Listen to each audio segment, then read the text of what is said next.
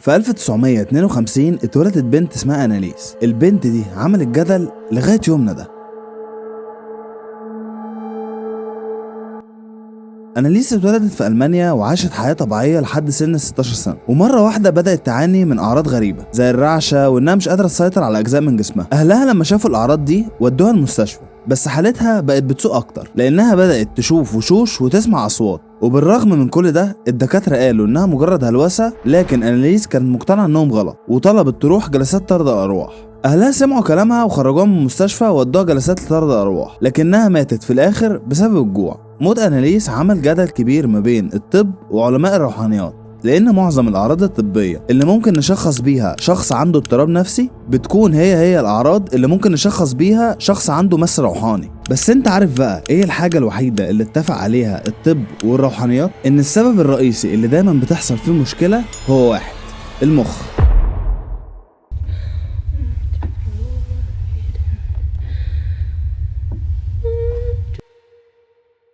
لما فيلم الفيل الأزرق نزل حصلت عليه انتقادات كتير، والانتقادات دي كانت بسبب ربط الأمراض النفسية بالجن والشعوذة. إن الفيلم عرض فكرة إن الأمراض النفسية بتحصل بسبب قوة خارقة للطبيعة أو مس من الجن، والربط ده ممكن يخلي فيه ستيجما للمرضى النفسيين، فبالتالي ممكن يزود من صعوبة تقبل المجتمع ليهم. هنتكلم عن الستيجما اللي موجودة، اللي أنا بالمناسبة يعني اتعرضت لها كتير جدا لما جيت أشتغل على فيلم الفيل الأزرق، وكان فيه هجوم. تمام، تعال احكي لك قصة الفيل الازرق الجزء الثاني في السريع كده قبل ما نغطس جوه في الفيلم، عشان لو انت ناسيها ولا حاجة. بتبدأ احداث الجزء الثاني من الفيلم بعد 5 سنين من احداث الجزء الاول، بعد جواز يحيى من لبنى. يحيى بيطلب انه يروح قسم الحالات الخطر في مستشفى العباسية، وهناك بيلاقي مريضة جديدة اسمها فريدة، واللي بيكتشف بعدين انها ليها علاقة بماضيه، وبيلاقي نفسه متورط في سلسلة احداث غامضة ومخيفة بعد ما بيقابل فريدة.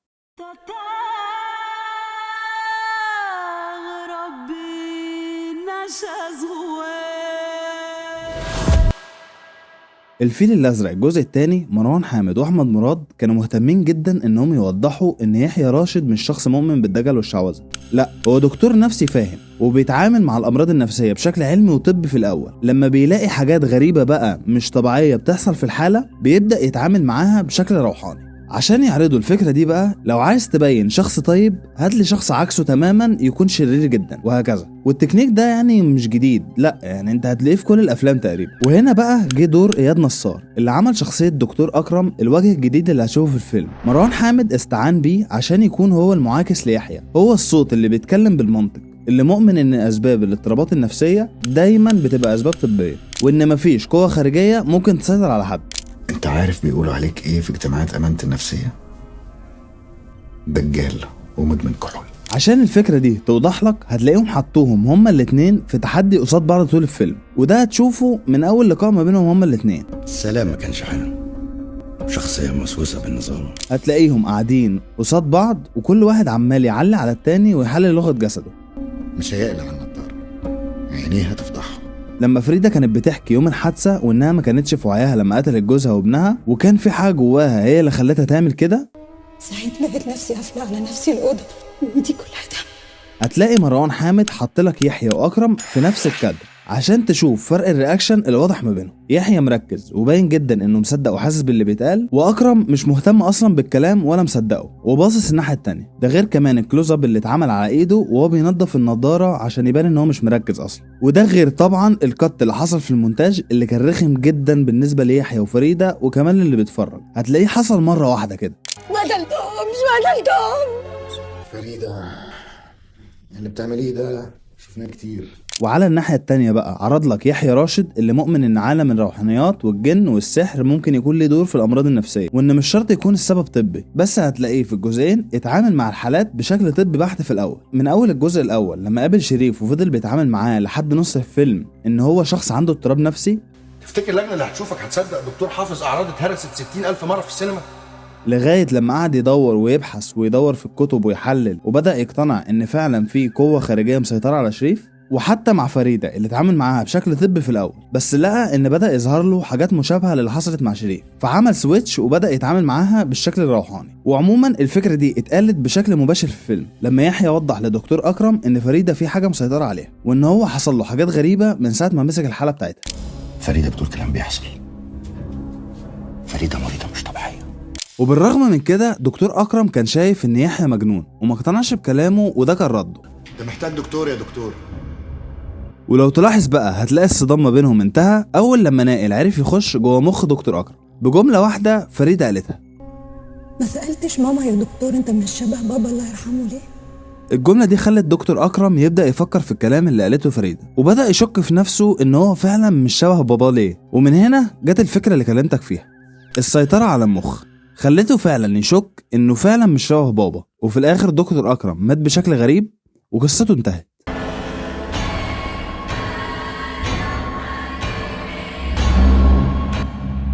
فيلم الفيل الازرق سواء الجزء الاول او الثاني كانوا معتمدين بشكل اساسي على الفكره اللي حكيتها لك من شويه، فكره ان المشكله دايما بتبدا من المخ. على مدار الجزئين نائل كان بيحاول بكل الطرق انه يسيطر على مخ يحيى. الموضوع بدا من لما كان بيظهر له على شكل كلب وهو نايم، ولما يصحى ما يلاقيش حاجه ويفتكر انها اوهام. اخرج من دماغي. وفي الجزء الثاني لما راح له البيت ولبس الكلب بتاعه وكان باين ان في حاجه غريبه في الكلب وهو بيبص ليحيى، وبعدها الكلب مات على طول. ركز معايا في الحتة اللي جاية دي. في الجزء الأول نائل كان بيلعب على حتة إنه يخلي يحيى يفكر إنه هو اللي مجنون، هو اللي عنده اضطراب نفسي مش شريف. وفعليا في الجزء الأول نائل كان خلاص هيوصل اللي هو عايزه لما بدأ يقنع يحيى إن هو اللي مريض نفسي وبيتخيل حاجات ما بتحصلش. يحيى مجنون، أرجوك حاول تساعده. في الجزء الأول يحيى كان فعلا خلاص بدأ يقتنع إن هو اللي مريض، لكن لبنى لحقته في الآخر. الدنيا كلها قعدت تقول إنك أنت عيان، أنا بقولك أنت مش عيان يا يحيى، أنت مش عيان.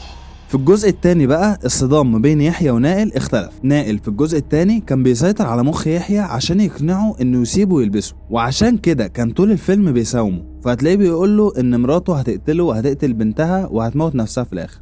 لبنى هتقتلكوا يا يحيى كلكم.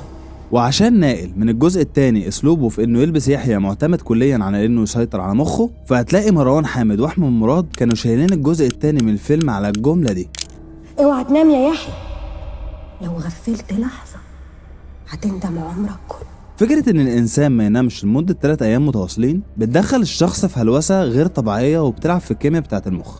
مروان حامد واحمد مراد كان عندهم مشكلة هنا، ان هما الاتنين عايزين يخلوا الفيلم منطقي. نائل عايز يبقى في جسم يحيى، طب ايه الحاجة اللي احمد مراد يعتمد عليها علشان يعمل لك الفكرة دي؟ ونفس الكلام مروان حامد عايز ان هو يعرض لك المشاهد بشكل فيه خضات ولقطات رعب وهلوسة، وده غير المؤثرات البصرية الكتير زي انه يغرق ويلاقي فيل في وشه وحاجات زي كده. فازاي نقدر يبقى اللي موجود معانا عارفين ان احنا هنعرف نعمله؟ انا كنت لازم يبقى في منطق في الموضوع ده. طيب ازاي يعملوا الموضوع ده بشكل حقيقي؟ وهنا بتيجي اكتر حاجه منطقيه مروان حامد رمى الحمل عليها. نائل على مدار الجزئين بيحاول يسيطر على مخ يحيى عن طريق انه يخليه يخش في دوامه من الكوابيس والاحلام، لدرجه انه اوقات ما يعرفش يفرق ما بين هو صاحي ولا بيحلم. وبالرغم ان الاحلام هي حاجه ما فيهاش لا زمان ولا مكان، وممكن وانت بتحلم تشوف حاجات مش منطقيه اصلا، بس برضه مروان حامد واحمد مراد ما استسهلوش وعملوها كده وخلاص. لا، ده كمان خلوا لك الهلوسه اللي بتحصل في الاحلام مبنيه على نوع احلام موجود فعلا في علم النفس وحقيقي. فكره الحلم جوه الحلم، يعني انت تكون جوه حلم وتحس انك صحيت بس تلاقي نفسك لسه بتحلم. الحاله دي في علم النفس اسمها فولس اواي، او بالعربي الاستيقاظ الكاذب. والموضوع ده حصل مع يحيى كذا مرة. في الجزء الأول لما صحي مخضوض مرتين في نفس الحلم بعد ما أخذ الحباية، وفي المرة الأخيرة بسمة مرات شريف طلعت له من وراه وقالت له اهرب، فصحي بجد.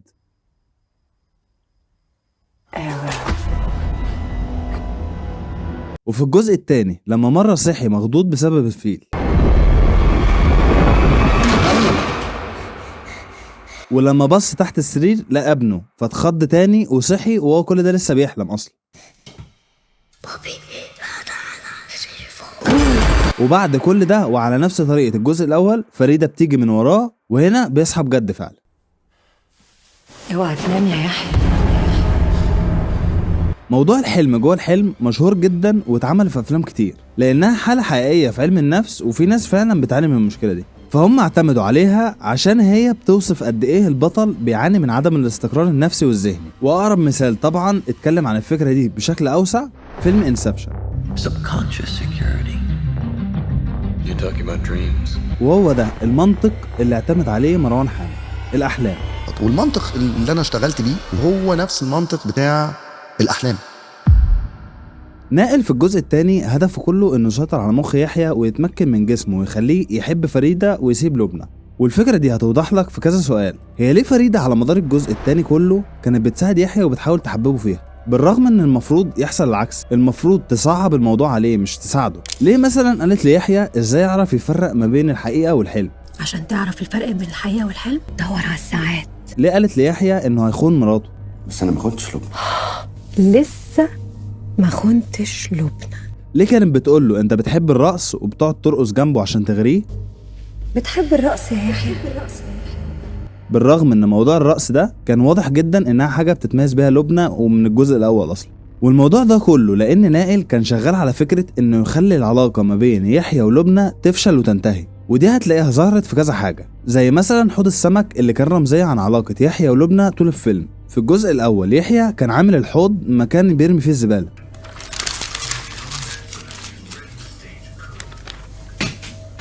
وفي الجزء الثاني الحوض ده اتنضف واتملى ميه وسمك، ودي رمزيه عن ان يحيى رجع للحياه والسعاده بعد ما اتجوز لبنى. لكن هتلاقي على مدار الفيلم السمك كان بيموت واحده ورا الثانيه، وهنا بتوضح لك فكره ان العلاقه ما بينهم هما كمان بدات انها تموت واحده واحده. تعرف يا يحيى ان السمك بيكشف الانسان الكذاب عشان بيحتاج رعايه وبيموت من غير انذار. هتلاقي بعدها بشويه الرمزيه الثانيه لما يحيى اخد اول حبايه وشاف صوره وهو بيتجوز والسعاده ماليه الصوره، بس بعدها هتشوف جنب الصور فريده واقفه ووراها سفينه مهجوره ومصديه راسي على البحر، ودي الرمزيه الثانيه اللي بتوضح فيها ان خلاص علاقتهم اتدمرت وصدت. لبنى. وكان في كلمه قلت لك من شويه ان نائل كان بيساوم يحيى على انه يسيبه انه يخش جوه جسمه، انا هقدر اركع تحت رجليك كل يوم ويبقوا جيران في جسم واحد. في المقابل هتقبل ان احنا نبقى جيران في جسم واحد. وبرضه قال له لو انت مضطر تستضيف حد في جسمك يبقى الشيطان اللي نعرفه احسن من الشيطان اللي ما نعرفوش. فكره السيطره على المخ احمد مراد ما عملهاش لمجرد انها فكره مشوقه وخلاص كده في الفيلم، لا دي كانت جزء اساسي من الفيلم بشكل عام، سواء في الجزء الاول او الثاني. ممكن تكون في الجزء الاول مش واضحه بشكل كبير زي ما هي واضحه في الجزء الثاني، عشان كده لو انت سقطت الحته دي في الجزء الثاني وما فهمتهاش فانت فايتك يمكن اهم واحلى جزء في الفيلم اصلا. عايز اقول لك ان احمد مراد كان مهتم ان انت تاخد بالك من الفكره دي لدرجه انه وصل لمرحله انه وضح لك الفكره بشكل صريح وواضح جدا، في جمله حسيت انها موجهه للناس اللي ما فهمتش. انتوا كل ده لسه ما خدتوش بالكم؟ انت لسه ما خدتش بالك ان انا هنا جوه؟ طبعا الفكره دي مرتبطه اصلا بموضوع الحبايه الزرقاء اللي الفيلم كله مبني عليها، اللي يحيى بياخدها عشان هي اللي بترجعه وبتخليه يعيش القصه القديمه. وطبعا الحبايه الزرقاء طريقه عملها اصلا انها بتلعب في كلمه المخ، فبتسبب هلاوس وبتفصل يحيى عن الواقع، فبتخلي يحيى لما يفهم اجزاء من القصه يعرف ازاي يهزم او يحرق العدو بتاعه في الفيلم. نائل. انا اسمي طيب مش عارف اجيبها لك ازاي، بس انا كل ده تقريبا كنت لسه بسخن، انا لسه ما قلتش حاجه. حبايبي اللي متابعيني من زمان عارفيني، الفيديو ده ممكن يكون اكتر فيديو طلب مني ان اعمله من ساعه ما بدات التشانل تقريبا، فلو انت من الناس اللي عرفتني من السلسله دي ومهتم بالفن فما تنساش تعمل لي سبسكرايب عشان هتستفيد جدا، وبرضه عشان الصراحه نفسي اوصل ل 100,000 سبسكرايب يعني. ركز معايا هنا بقى عشان الجزء اللي جاي ده حرفيا فيديو تاني اصلا. عشان اكون صريح معاك، الفيل الازرق الجزء التاني في حاجات اتعملت بشكل عبقري وعمرها ما اتعملت عندنا في السينما المصريه، وفي برضه شويه سلبيات حصلت ما عجبتنيش. طيب خلينا نبدا بالضيف الجديد اللي هيخش معانا في الفيديو، ألفريد هيتشكوك، اعظم مخرج افلام رعب واثاره جه في تاريخ السينما. Good evening, and thank you for allowing me to come into your living rooms. الراجل ده عمل طفره في الاخراج حرفيا. اي حد عايز يتعلم اخراج هيكون هيتشكوك ملهم جدا ليه. ممكن نقول ان افلام الرعب قبليه كانت حاجه وبعديه ولغايه دلوقتي بقت حاجه تانية اصلا.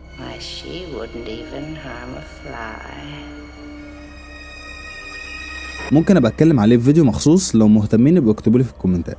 هيتشكوك عمل مدرسة في الإخراج باسمه، المدرسة دي بتعتمد على الرعب النفسي أكتر من الرعب المباشر. هو كان مؤمن إن اللي بيخوف بجد مش اللي بيشوفه المشاهد، لكن اللي بيكون متخيله أو مستنيه يحصل. واحدة من أشهر أساليب هيتشكوك في الرعب النفسي إنه كان بيجيب للمشاهد أماكن عادية ومألوفة ليه، زي البيت، الحمام أو مكتب، ويحولهم لأماكن مخيفة، وده علشان المشاهد بيكون متوقع إن مستحيل حاجة تحصل أصلا في الأماكن دي. وده كان غرض هيتشكوك، إنه يوصل المشاهد إنه يحس إن الرعب ممكن يحصل في أي مكان، حتى في أكتر الأماكن اللي بيحس فيها بالأمان. اكتر مكان اتشهر به هيتشكوك في الافلام هو الحمام. الحمام هو مكان بيكون فيه الشخص في اقصى حالات الضعف والانكشاف، لانه بيكون لوحده والباب مقفول عليه، وفكره ان حد يخش عليه الحمام دي حاجه مش مألوفه اصلا. هيتشكوك بقى استغل الفكره دي عشان يكسر احساس الامان ويخلق حاله من الرعب الغير متوقع. فيلم سايكو واحد من اشهر مشاهد الرعب في تاريخ السينما.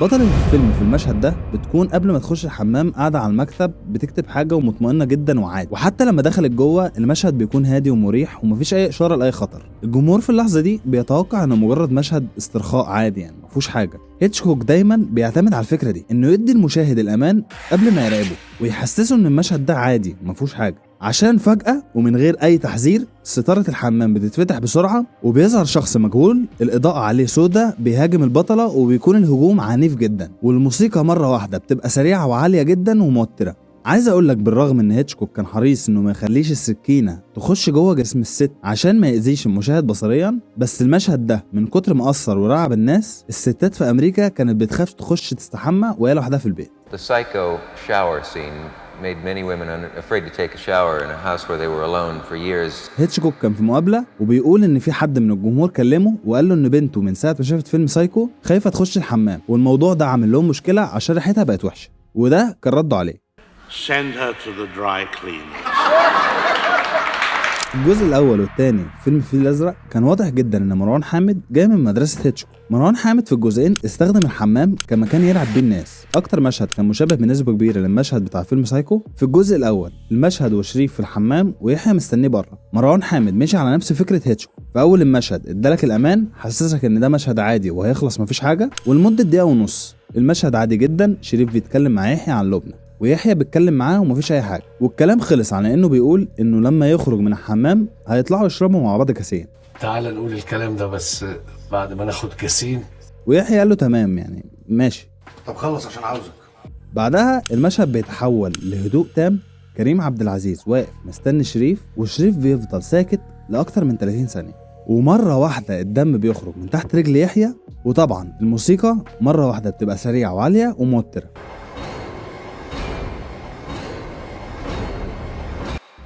في الجزء الثاني هتلاقي كذا مشهد مروان حامد استخدم فيهم الحمام. نيلي كريم وهي بتقص شعر ابنها في الحمام، هتلاقي برضو المشهد في اوله ما يوحيلكش ان في اي حاجه تخوف او تقلق. هتلاقي يحيى قاعد مع بنته وبيحكوا عادي. ايدك عامله كده ليه؟ وقعت. بعدها بيتصدم لما بيسأل بنته نايمه هنا ليه. مامي صحتنا عشان كانت عاوزه تحمينا. حبيبكوا دلوقتي؟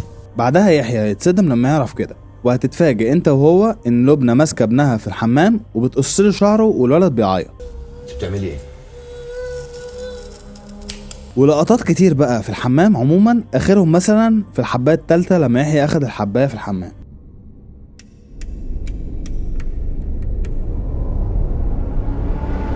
وعموما اسلوب ان مروان حامد بيديلك الامان قبل ما يرعبك هو اصلا قاله بنفسه ان ده بيكون من اكتر الحاجات اللي بتخوف المشاهد بسبب انه مش بيكون متوقع اصلا الرعب. عايز تعمل منطقه كده يبقى فيها رعب سن، قدر الامكان المشهد اللي قبله يبقى مشهد الجمهور يبقى مسترخي ما يبقاش متاهل تغفله يعني. هيتشكوك قبل مشهد الرعب او الصدمه بيثبت الكاميرا على الحته اللي هيجي منها الرعب او الخوف. الاسلوب ده مبني على فكره الترقب. الفكره دي بتخلي المشاهد في حاله انتظار وترقب لحاجه هتحصل، بس من غير ما يوضح لك ايه الحاجه دي او امتى هتحصل. الفكره دي بتخلق نوع من التوتر النفسي اللي بيخلي الجمهور على اعصابه، لان اصلا طبيعه الانسان انه دايما بيخاف من الشيء المجهول. هيتشكوك يعمل ايه بقى؟ يجيب لك واحد طالع على السلم ويثبت لك الكاميرا على باب بيتفتح بالراحه مع موسيقى تخوف، وتخيل انت بقى ايه اللي هيخرج من الباب. مروان حامد بيحب جدا الفكره دي في الرعب. انا هسيب لك الكاميرا بتاع 5 أو 10 ثواني ثابته على حاجه وحسسك ان في خطر، وبعدها هسيبك لخيالك انت بقى. المشهد ده اكتر مثال بيوضح فيه الفكره دي. ولو رجعنا برضو للجزء الاول في المشهد بتاع يحيى وشريف اللي لسه حكيلك عليه، مروان حامد ساب لك الكاميرا على باب الحمام اللي شريف فيه وسابك شويه لخيالك قبل ما ياخدك. في المشهد بتاع الحمام بتاع فيلم سايكو، هيتشكوك عمل ترانزيشن من فتحة البانيو لعين بطلة الفيلم مارين بعد ما اتقتل. كان جايب المية والدم وهما بينزلوا في البانيو بعدها على نفس الدايره بتاعت فتحه البانيو دي نقل عن عين مارين، ولما اتسأل هو كان عايز يوصل ليه من الترانزيشن دي قال انها كانت رمزيه عن ان حياتها بتتسحب منها وهي بتموت، وفكره النقل من دايره البانيو لعينيها دي رمزيه عن الانتقال من الحياه للموت. الكت اللي حصل ده بقى في المونتاج اسمه الماتش كت. عايز اقولك ان من كتر ما كان الموضوع وقتها كرييتيف، الكت دي بقت واحده من اشهر الكتات في تاريخ السينما ولغايه دلوقتي على فكره. مروان حامد في الجزء الاول استخدم نفس الترانزيشن ده، لما يحيى اخد الحبايه الثالثه والكاميرا بتخرج بقى من الهلوسه اللي هو كان فيها بتخرج برضه من عينه، وبيبقى واقع على الارض تقريبا نفس الوقعه بتاعت مارين، في مشهد فيه تشابه كبير جدا مع مشهد الحمام بتاع فيلم سايكو. يمكن دي اكتر حاجه بالنسبه لي بيبان فيها قد ايه مروان حامد بيحب هيتشكوك ومتاثر بيه.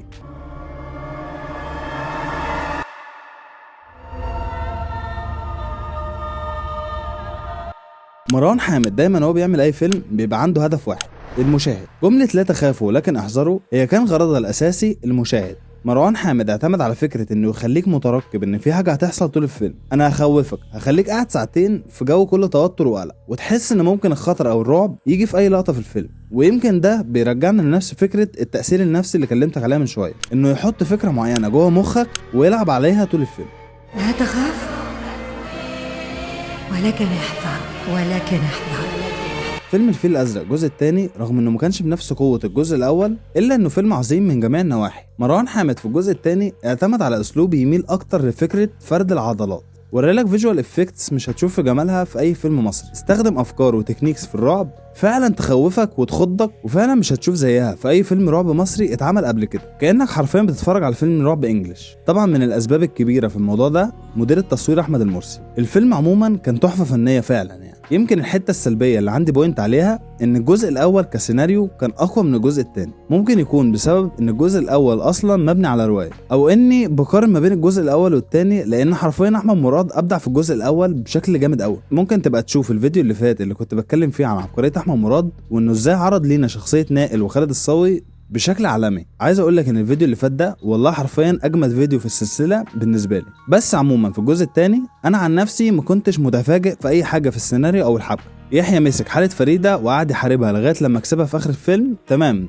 ده المتوقع. يمكن عشان كده في اخر الفيلم بقى وضح لنا ان نائل لبس يحيى في اخر الفيلم عشان النهايه تكون مش مفهومه ونبدا نفكر. عموما هنبقى نشوف فكره الموضوع ده في الجزء الثالث لما ينزل، يعني ايه الفكره ان هو لبسه ولا ما لبسوش ولا هو كان بيحلم، ايه الفكره اصلا. وبرضه الرمزيات كانت واضحه جدا جدا في الجزء الثاني، انا ما كنتش بلحق افكر اصلا. خلي بالك من الاسد.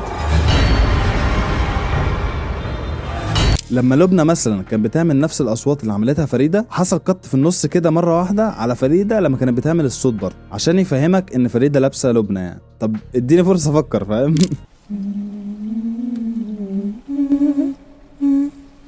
مالك يا رب.